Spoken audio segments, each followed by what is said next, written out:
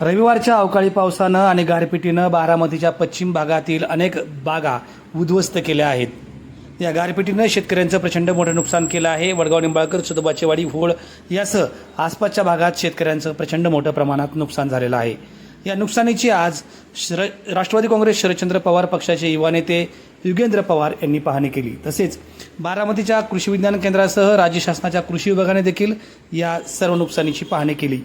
या नुकसानीमध्ये शेतकऱ्यांनी अत्यंत मोठी नुकसानीची भीती व्यक्त केली आहे.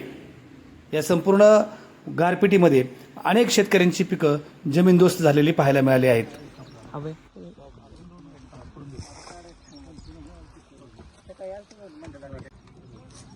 डिसेंबर होतं ना तसं त्या टाइप मध्ये होऊन गेलं सगळं झालेला आहे. आणि बऱ्याच गावांमध्ये बारामतीतल्या पश्चिम भागातल्या बऱ्याच गावांमध्ये असंही नुकसान झालंय. काल दुपारी साधारण 3-3:30 वाजता इथं वारं सुरू झालं. वारं इथं चालू असताना गारपीट, पाऊस आणि असं एक वादळ आलं आणि इथले सगळी पिकं ही आडवी गेलीत. मोहोळ असेल, वडगाव निंबाळकर असेल, सदोबाची वाडी, असे बरेच गाव आहेत, कुर्णेवाडी, अजून कुठली आपली गाव, सस्तेवाडी असेल, बऱ्याच गावांमध्ये शेतकऱ्यांची पिकं सगळी आडवी झालेली आहेत. त्याची पाहणी आम्ही करायला आलोय. साधारण 1.5-2 महिन्यापूर्वी आपल्या पंधऱ्यामध्ये पण असंच झालेलं. तिथंही आम्ही गेलेलो, तिथंही आम्ही पाहणी केली. तिथं आम्ही शासनाकडे अशी एक मागणी केली होती की प्रत्येक शेतकऱ्याला जो पंचनामा करेल साधारण एकरी 1 लाख रुपये नुकसान भरपाई मिळालीच पाहिजे. कारण खर्च आता वाढलाय. 5,000 आणि 10,000 काय होत नसतं. कमीत कमी 1 लाख रुपये तरी आपल्या इथं शेतकऱ्यांना असे हे शासनाकडून पैसे हे भेटले पाहिजेत, ही अशी आमची मागणी आहे. आता दौरा आमचा चालू आहे.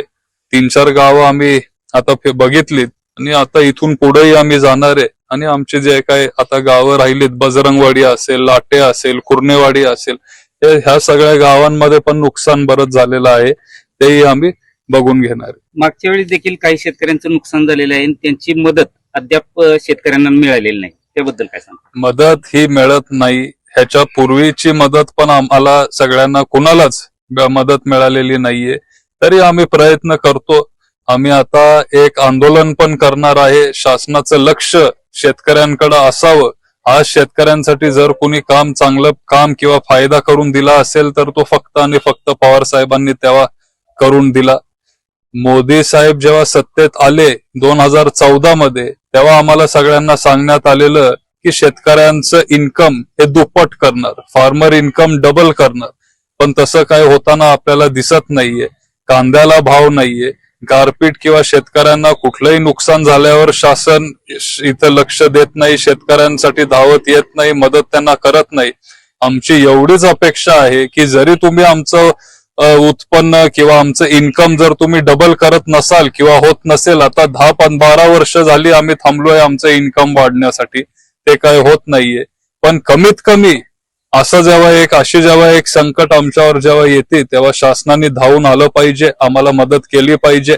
कमीत कमी एकरी 1 लाख रुपये तरी आम्हाला दिलं पाहिजे. आमचा खर्च सगळा निघणार नाहीये 1 लाखामध्ये, पण थोडीफार आम्हाला मदत होईल एवढीच आमची इच्छा आहे, अपेक्षा आहे. आणि तुमच्या माध्यमातून आमचा एक प्रयत्न आहे की शासन हे आमच्याकडे पण म्हणजे शेतकऱ्यांकडे लक्ष देईल.